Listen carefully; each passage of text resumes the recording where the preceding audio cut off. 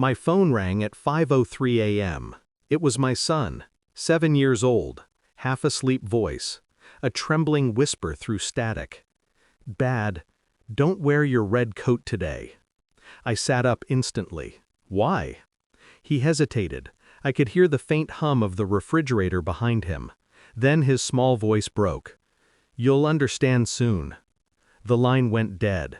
I stared at the ceiling in the half-dark, heartbeat steady, mind racing. The words repeated in my head like a pulse. "Don't wear your red coat." Outside, the first traces of dawn crawled across the window. My ex-wife lived 20 minutes away. She had custody most weekdays. We didn't talk unless necessary.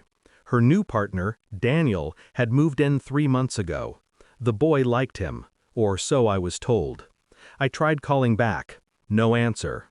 At 9 a.m., I stood on the train platform, coat folded over my arm instead of on my shoulders. Cold wind knifed through my shirt. The train screamed in the distance. Then I saw it. A man in a red coat. My coat. The same one I'd left at her house last week. He was standing beside her, laughing, hand resting on her lower back. The world blurred, sound fading to a dull ring. And my son, my quiet, terrified son, had tried to warn me. They didn't see me. I stood among the crowd, motionless. The man in my coat looked like me from behind. Same height, same posture. Even the way he adjusted his sleeve, casually, mirrored me. She leaned into him, whispered something. He smiled. For a second, I thought I was hallucinating. Then I saw her hand graze the fabric of the coat. Familiar, intimate. Something inside me shifted. Not broken, sharpened. It wasn't the first time I had suspected her. Late replies, muffled calls, the way she said, "Daniel's just helping around the house." But seeing my life worn by someone else, that was different. I stepped back, blending into the moving bodies. My reflection in the glass doors looked hollow.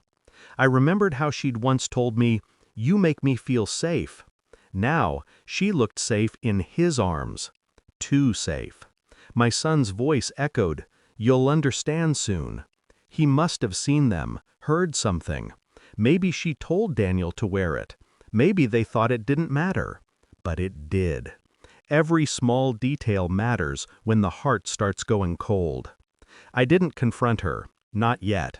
Instead, I became quiet, strategic. The next few days were routine on the surface. Work, sleep, calls with my son. But underneath, I was dissecting everything. Old messages, shared bank accounts, overlapping receipts. Her tone when she called. His car parked outside her house at odd hours. I reached out to a private investigator I knew from before the divorce. No questions asked, just results.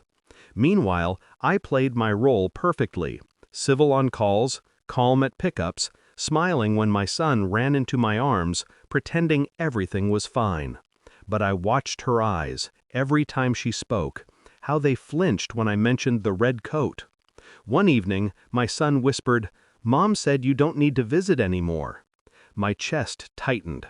She said Daniel can take me to school now. I smiled for him. "Okay, buddy, you just call me anytime, all right?"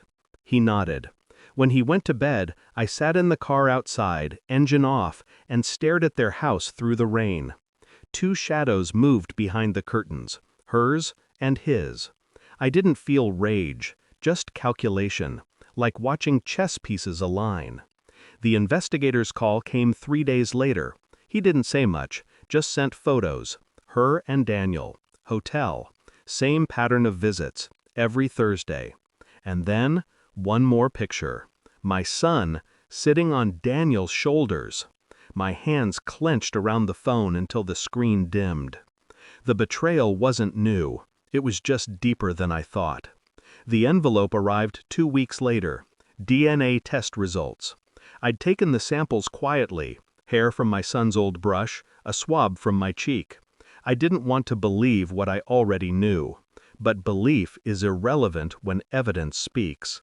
Probability of paternity? Zero. I sat still for a long time. The walls didn't move. The world didn't end. I just felt quiet, like something had been surgically removed from my chest. That night, I went to her house. She opened the door, startled. "Mark? It's late." I handed her the envelope. Her eyes flicked between me and the paper. Then she opened it. Silence. Her lips trembled. "Who told you?" "Nobody," I said. "You did." Daniel came down the stairs, half-dressed, confused. She turned toward him, panic rising. "Please, Mark, we can talk." I didn't speak. I just watched as realization spread across their faces.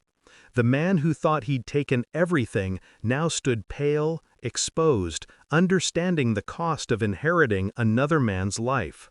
I walked away before the first tear fell. The next morning, I called my lawyer. I didn't fight for custody, didn't fight for anything, just transferred my entire savings into a trust, with my son's real father's name removed from every record. Then I sent one email, to her, to Daniel. No threats, no anger, just one line. "You'll understand soon." That evening, I visited my son's school alone, gave his teacher my new contact info, quietly arranged a meeting with child services. No drama, just precision. By the time she realized what I had done, financial custody frozen, house under review, her accounts audited, she was already drowning. Daniel left her 2 weeks later. The guilt, the pressure, the exposure, it all came at once. She called me once. I didn't answer. It's been 3 months. I see my son on weekends now. He still calls me Dad. Maybe one day he'll learn the truth. Maybe not. When I drop him off, she doesn't meet my eyes. She's thinner, quieter. The house feels colder. I wear the red coat again. Sometimes I catch her looking at it, the color, the memory of that morning. I don't say a word, because some truths don't need to be shouted. They just need to exist. And as I walk away, my reflection catches in her window. Calm, detached. I finally understand what my son meant that morning.